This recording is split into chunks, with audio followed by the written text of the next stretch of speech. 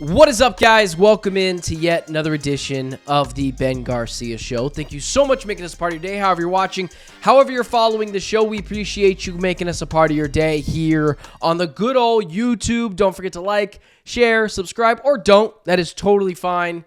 We are not here to just get clicks and likes and shares and subscriptions, although I can't lie to you, it does keep the lights on, so I appreciate you guys doing that. Also, I don't usually plug this. I don't know why. I just never have.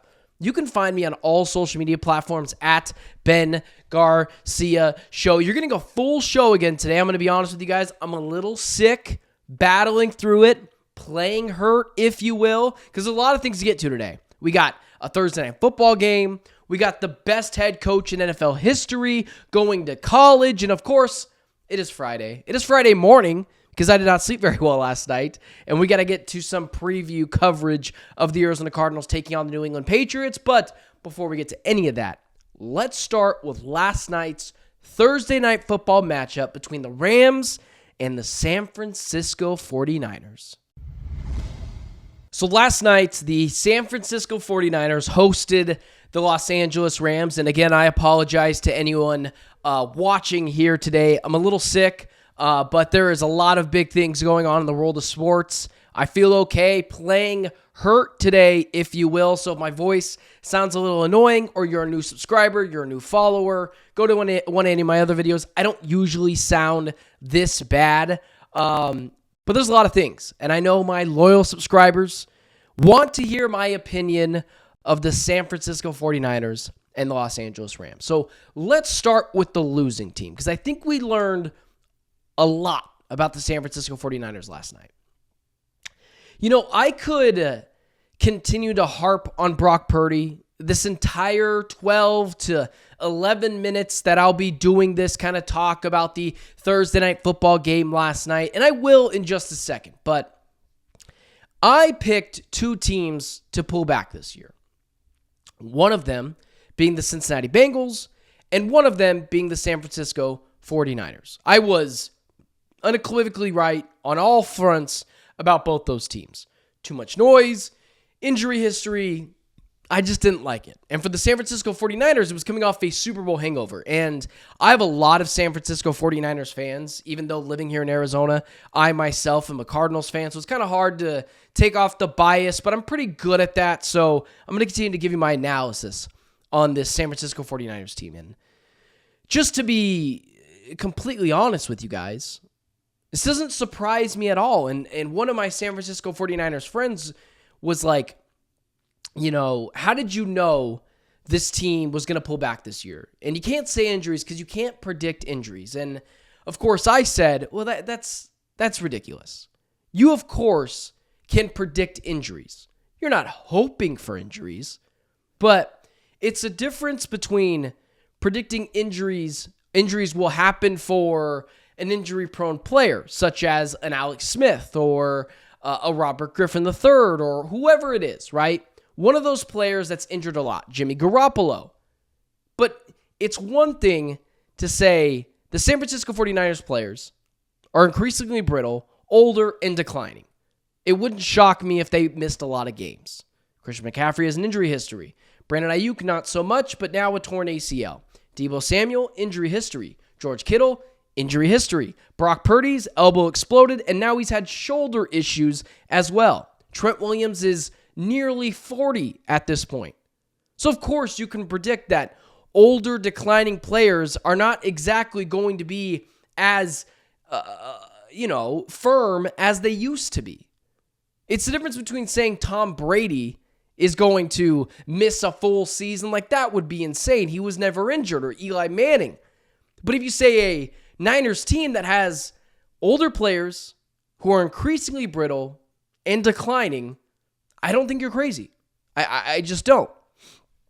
And so that was part of the analysis for me at the beginning of the season, which was this team's older, it's declining, a lot of contract issues, very noisy locker room. This team is not going to be as good as they were last year. They're going to pull back. And I was ultimately right on that. So I'm not surprised that this is ultimately what's happened with the San Francisco 49ers. And then last night, you also have the Devondre Campbell situation. And I've done this a few times before, which is why I think it's very easy for me to take off the bias for me for a team that plays against the Arizona Cardinals 2 times a year. Because I've defended this guy, and I'm going to do it again, just briefly, because you know most of my opinions on one Kyle Shanahan. But last night, Devondre Campbell basically quit on the team. Wasn't happy that he was playing fairly well, or I'm assuming so. I'm not going to act like I know exactly the linebacker position for now the second string guy on the San Francisco 49ers defense. I'm not going to act like I'm that involved or that, within arm's distance of the Niners. But he quit on the team last night, and I'm assuming from what I've seen is he didn't like that Dre Greenlaw was coming back, taking his job right away, because maybe Campbell felt like he was playing better than maybe he was. I don't know. But I've seen a couple of people on social media blame Kyle Shanahan. Oh, you're losing the locker room. Well, no, that's not the case. Because George Kittle came out last night. Charvarius Ward came out last night. Multiple players came out last night and said, yeah, get that guy off our team. Now, if they would have came out and said, I don't know, it's been a tough season, I get it. Then yeah, you can make the case that Kyle Shanahan's losing the locker room. But everyone in unison last night was, yeah, get that guy out of here. You don't want to be here, you don't want to be here. Charvarius Ward said probably going to get cut soon. This is not a Kyle Shanahan issue. This is a team that missed their opportunity to win a Super Bowl. They went to 2 of them, lost both of them. No shame in it. You lost to Patrick Mahomes. Everyone does. But you missed your opportunity. And this team needs a full reboot. And then finally, my last take on the San Francisco 49ers, and then I'll get to a little bit of the Los Angeles Rams. If last night didn't tell you everything you needed to know about Brock Purdy, once again, then I don't know what to tell you. If you're still arguing Brock Purdy is in the top tier 1 echelon of quarterbacks, I just can't reason with you. You are dying on a hill that is just continuously proven wrong. Brock Purdy is not with the Lamar Jacksons. He's not with the Joe Burrows. He's not with the Josh Allens, the Patrick Mahomeses. He's not in that echelon of quarterbacks. Honestly, I'm not so sure he's in the top 10 of quarterbacks. I think largely the argument was from people like me last year was, listen, he's got 5 All-Pros on his offense. He's got an offensive guru in Kyle Shanahan that makes every quarterback look better than they really are. And that's what's mostly elevating him into statistics of what a tier 1 quarterback would have. Now, is Brock Purdy still a viable quarterback? Of course. But paying him $55 million a year is just crazy. There's no other way to put it than it is just crazy. And if you're still dying on the hill that the Niners have to do everything in their power to keep Brock Purdy, ask yourself this. If Brock Purdy was on the open market, how many teams are offering him a Dak Prescott, Tua Tagovailoa level contract? $55 million a year to $60 million a year. Because right now, I think everyone can point to the Tua contract and say, listen, viable, good starting quarterback, but the guy can't win a Super Bowl. And Brock Purdy is starting to level into that Tua situation of quarterbacks. Not very good in any weather that isn't 75 and sunny. If he doesn't have enough playmakers around him, he kind of shrinks in big situations, and he can't carry you. There's only a few quarterbacks in the NFL that can do that. But if you're still arguing as a Niners fan, or as a Brock Purdy stan, or a supporter, or a backer, that this guy is in the top echelon of quarterbacks, I don't know what you're watching.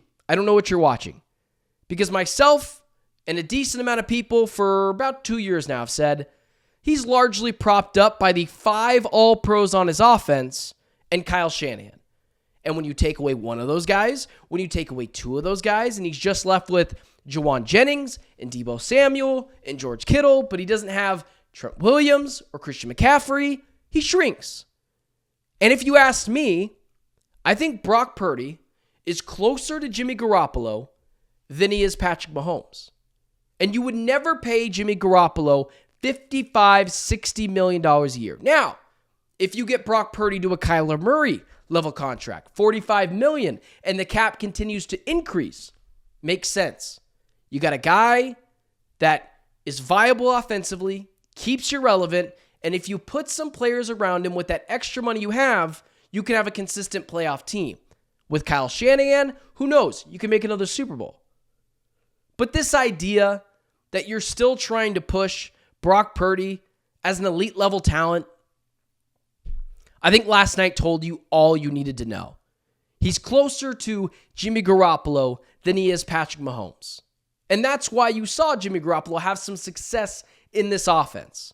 That's just what Brock Purdy is now.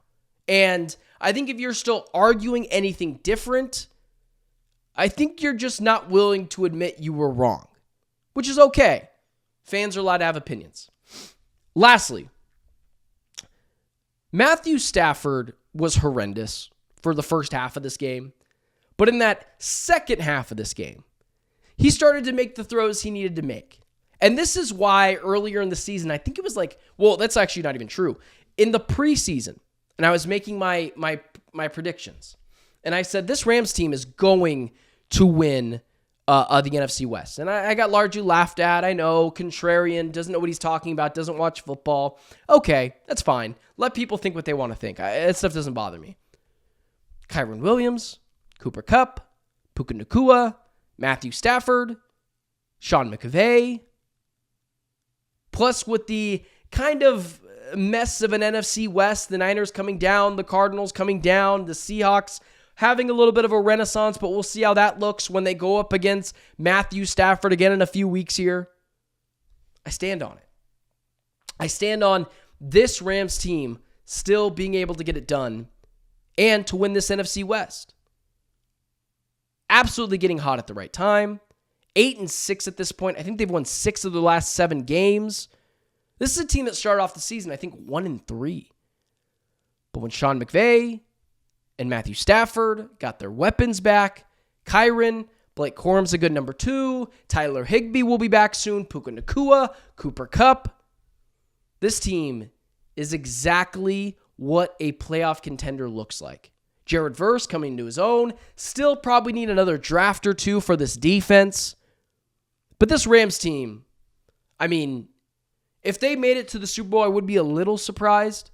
But if they make the conference championship game, and it's them against the Packers or against the Lions, got a lot of talent. With an elite level quarterback that's still slinging that thing.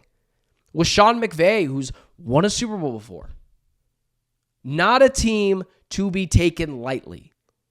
And so at this point, you just got to hand it to the Rams. Consistently finding ways to win, and that's what really good teams do. Even coming off of massive performances. And now they're beating up on the Niners for the second straight game. They're beating up on the Bills. And then you look at their schedule. They got the Cardinals coming up. Should be able to beat them. Other teams coming up that aren't exactly the Seahawks again coming up. Matthew Stafford's obviously going to be the better quarterback in that situation. Got to be fair. This Rams team is starting to look mightily dangerous.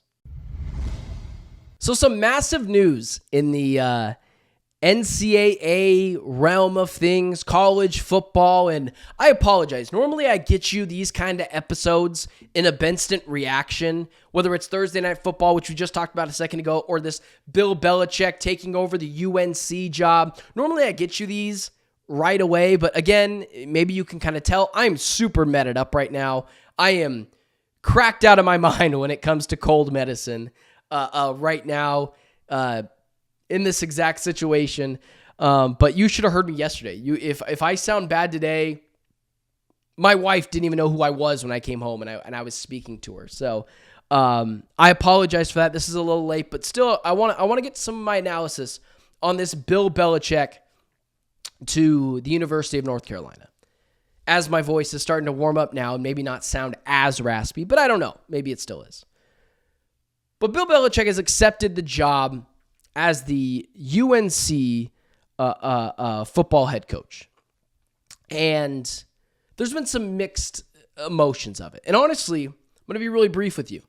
I understand both sides. And normally I'm not there. Normally I'm pick a side. Don't sit on a fence. No, you want to hear me pick a side. You want to agree with me, or you want to tell me in the comment section why I'm an idiot. I love both of that. Truly, I do. Kind of love it when you call me an idiot more because I think it's just funny that my sports opinion can make people so mad sometimes because sports at the end of the day largely doesn't mean anything. But let's talk about it. There's the side of, he's 70 plus years old. It's not going to work out. He's old. He's rigid. He's out of touch. He's not going to be able to connect with these young guys. He was struggling to connect with late 30s or early 30-year-olds. Now you're expecting him to connect with 18, 19-year-olds. Well, no, I don't. I'm expecting him to connect with a new generation. That generation, that is me, that grew up watching Bill Belichick. I guess I'm a few years older. I like to think of myself as younger than I really am. I'm 26 at this point. These are 19 to 20-year-olds, so maybe I'm missing the boat just a little bit here, but these are players that grew up watching Bill Belichick. And if I'm a father, and of course I'm not, but if I'm a father or a mother, and I want my kid to have the best chance to succeed, and Bill Belichick comes to my home, or the Bill Belichick disciples come into my home, and they're trying to sell me on UNC or trying to get my kid to go to UNC. Listen, I feel pretty good sending my kids to an 8-time Super Bowl winner. He won one of them as a coordinator. For those of you that will tell me that he only won 7 Super Bowls, so 7 plus 1 is 8, clearly. So I understand that side. I don't think Bill Belichick needs to really connect with these kids. If he was having them from a longer period of time, sure, but most of these kids are transfer out fairly quickly.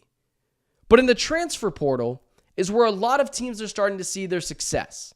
It can really elevate you to that next tier of football, or it can de-escalate your situation and make it worse.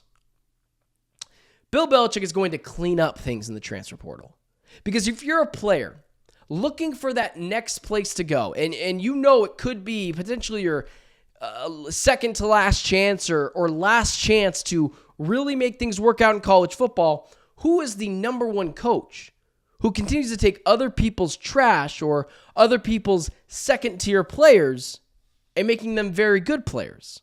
I mean, we had Chris Hogan, Danny Amendola, and Julian Edelman in a Super Bowl. This was Tom Brady throwing to former lacrosse players. Belichick knows how to find talent. He knows how to coach talent. And it's why, if you're asking me, originally, if you would have asked me how I thought this was going to work out, immediately I thought about it and I went, this doesn't make any sense. For some of the same reasons everyone else did. And I still kind of buy into those reasons. Rigid, old, doesn't connect really well with players, but I think about it. Belichick is absolutely going to succeed at the college football level. This isn't trying to succeed in the SEC or trying to succeed in the Big Ten or, for that matter, the Big 12. This is the ACC. SMU just got into the college football playoff. If you're telling me the worst Clemson team to make the playoff ever and SMU can get in the college football playoff, one of them get a bye, and then the other one still get a pretty good path, I do believe Bill Belichick will find a way in the college football playoff. Now, if you're asking me if he'll win a natty, if you're asking me at some point, can he make it to the semifinals of the CFP? Probably not. That's probably for the real deal, elevated, elite college football programs. But if SMU can succeed and their head coach, so can UNC, backed by Bill Belichick in a conference that's not very good. And then you see their NIL immediately skyrocket.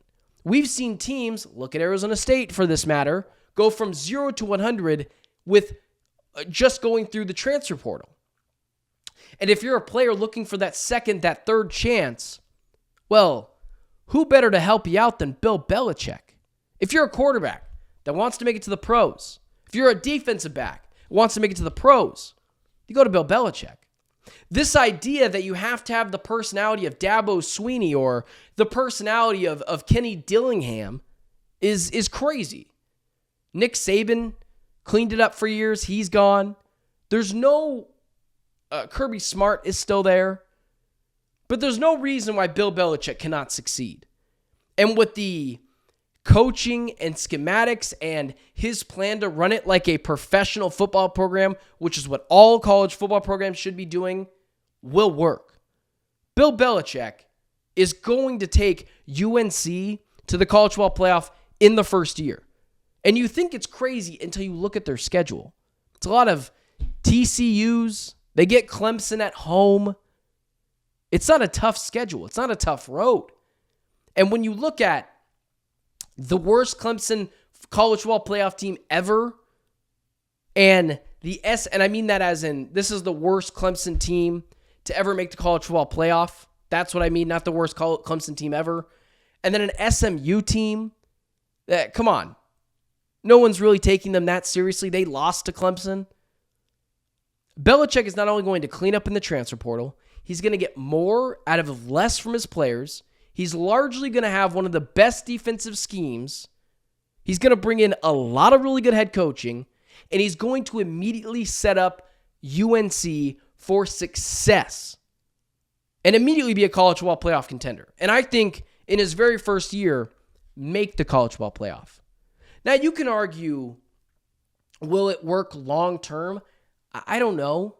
There might be a little bit of a Jim Harbaugh element to his game where Jim Harbaugh, he kind of wears you out after a while. But I know one thing. Bill Belichick is not going to have to go in there and get the buy-in from his players or earn the respect from his players. He'll just go ahead and knock his 8 Super Bowl rings, 1 as a coordinator, 7 as a head coach, and all the players will, in unison, buy in to his model. This is a guy that had the greatest quarterback of all time.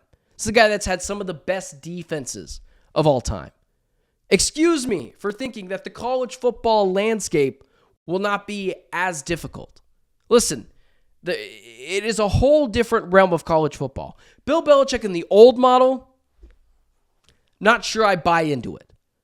Because it's a lot of Nick Sabans. It's a lot of those just 4 teams in the playoff. It's not as much transfer portal driven. The way college football is set up right now is ripe for the taking for a guy like Bill Belichick. And it's why I ultimately believe that it'll work out. Now, there'll be bumps, there'll be bruises along the way. It is kind of interesting that a 70-plus-year-old guy is going back to college at this point. But hey, you know, people say it's going to be tough for him to recruit younger guys. Well, I point to his girlfriend and say, well, he obviously has a way with the younger people. He said tongue-in-cheek, but I trust Belichick. And I think parents will too with their kids. And I think players will ultimately buy in. And I 100% believe that in a very weak ACC, that Bill Belichick will get the University of North Carolina in the playoffs in his very first year as the program's head coach. So the Arizona Cardinals are taking on the New England Patriots this weekend. And I'm going to be honest with you guys, I had no idea this was a home game until about 2 or 3 days ago. I just thought for some reason they were going on the road to Foxborough, which is nice to know that the Cardinals in this game are still going to be at home with what will likely be a favorable crowd, given the fact that Patriots aren't very good. And Foxborough is, you know, a moon rocket launch away from here, all the way on the other side of the country. And you know, I wasn't sure if I was going to be able to, you know, do this preview, but, you know, just immediately, right off the cusp, I got to tell you guys, I am struggling a little bit with where to take my content. I think I'm closing in at 2,500 subscribers, viewership through the roof. But my highest ranking videos are the Arizona Cardinals. And in the comment section, people are really starting to like my commentary, love my honesty. Remember, I've told you, this is not a fan page. I'm going to hold this team accountable. And there is part of me that is potentially leaning towards just going all in on Arizona coverage. That wouldn't be Sun stuff because I already do stuff with Locked On Phoenix Suns. It'd probably just be Cardinals, maybe some Diamondbacks, but just Arizona sports-centric things. I'm really strongly debating doing that because of how well my Arizona Cardinals coverage is, or how well it's doing. I guess I shouldn't compliment myself, although I think I do a pretty good job. So if that's something you guys might be interested in, let me know in the comments below. But yeah, I wanted to get this with you guys today. And again, I apologize for my voice, my stuffiness. I am obviously, mentioned before, got a little bit of a cold, but I'm metted up. Cracked out of my mind right now when it comes to cold medicine. So I'm doing all right now, but hopefully I don't sound too bad. Yesterday I was just awful, but the Cardinals at home against New England Patriots. And it's so funny because I have a ton of respect for some. So as some of you know, I'm pretty well connected in the Cardinals community. At this point in my career, I pretty much know everyone that covers the Cardinals. That doesn't mean I'm best friends with all of them, but like if I went up to them, I wouldn't have to introduce myself. I know them decently. And, but some of the guys I know, really, really good dudes. I mean, really good dudes and really good coverage. Bo Brock and Johnny Venerable over at PHNX Sports. And I watch their coverage of the Cardinals because I think they do a very good job. And their title on one of their videos was Get Right Game. And I didn't watch that video, so I can't be on. I got to be honest with you. I don't know exactly what went in that video, but I saw that this morning, and I said, "Get Right Game. This is a Get Right Game for the Cardinals." Now that's all I saw. They might have totally contradicted that title in their commentary, but I've got to be honest with you guys. You can only call it Get Right Game if you're a good team, and right now the Cardinals are not a good team. They are closer to a bad team than they are a very good team. And if I had to be honest with you, I don't know how much better the Arizona Cardinals are than the New England Patriots right now. Which is why when I look at this line and I see that they're favored by a touchdown, the Patriots have to be the side here. I mean, I understand they're traveling cross country. I understand it's a rookie quarterback, but this Cardinals team, through the last month of the season, that's how long it's been. It's been a month since they've last won a game. Has been horrendously hard to watch. And they have given you nothing to believe in. Defensively, that went out the window last week, which I'm not blaming them. There's no stars on that defense. If you're blaming the defense, that's crazy town. The offensive coordinator, Drew Petzing, is what he is. He's not changing at this point. More on that in a second. Kyler Murray has not answered the bell. And let me just start there then. A lot of people are, and like myself, clinging, almost like white-knuckling, holding on to Kyler Murray as their franchise quarterback. But you can feel our hands slowly slipping away.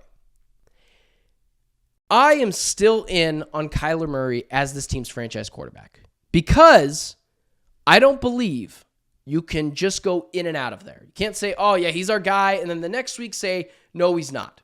So I've never left, despite, someone else trying to say differently. Let me get this straight for you. This game does not matter for Kyler. It does not matter. It can only hurt him. It cannot help him. Kyler Murray could have a perfect passer rating, have 2 incompletions, 3 touchdowns, and another 50 yards rushing, and I would still say, okay, we know Kyler can play well against bad teams. The question is not, how is Kyler against bad teams when there's no pressure? We know he's pretty good. The question is, how is he against good teams, and can he be consistent when they need to win a game? That's the question. So, looking at this game like that, it's crazy. Kyler has Marvin Harrison Jr., James Conner, Michael Wilson, Zay Jones, who's still, I forget's on the team, but is a good player, and Trey McBride. And I'm sure I'm missing someone else, but that's not the point. They should smoke this team this week. The only way the Arizona Cardinals, and not Kyler Murray, Kyler cannot buy anything back that he has lost over the past month. If the Cardinals win these next 3 games and are in a win or go home scenario against the Niners in week 18 at home, and Kyler is amazing and they make the playoffs, that's when we could say, oh, wait a second, Kyler, he turned it on when it mattered most. That's when we can say that. But this game doesn't matter, and next game don't matter, and the game after that don't matter. The only way Kyler can win back the entire fan base, the only way he can earn back all trust is not by winning this week and being awesome doing so. It's by going on an absolute heater and winning the next 4 games. And in the last game of the season, if it is a win-or-go-home scenario, and that's the only way that we can put our trust in Kyler, and they have a chance to win double-digit games this season, and Kyler is awesome, that is the only way he can buy everyone back. Everyone back. And of course, I'm rooting for it.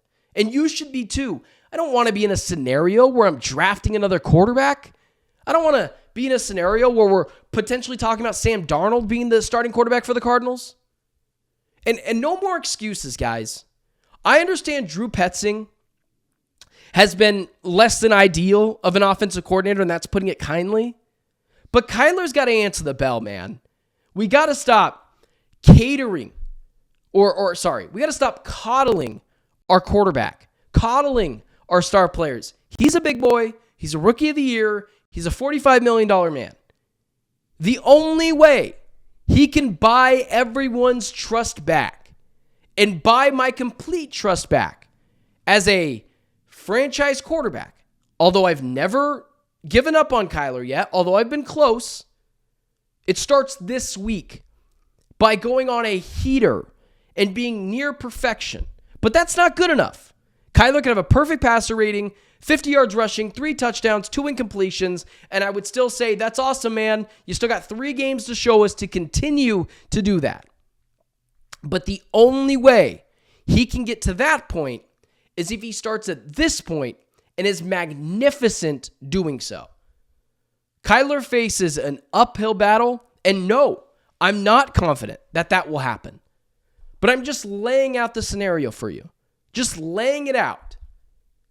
And if you want that to begin this week, that level of rebuilding that trust with Kyler and rebuilding that trust as a whole with the Arizona Cardinals, they have got to smoke the New England Patriots this week.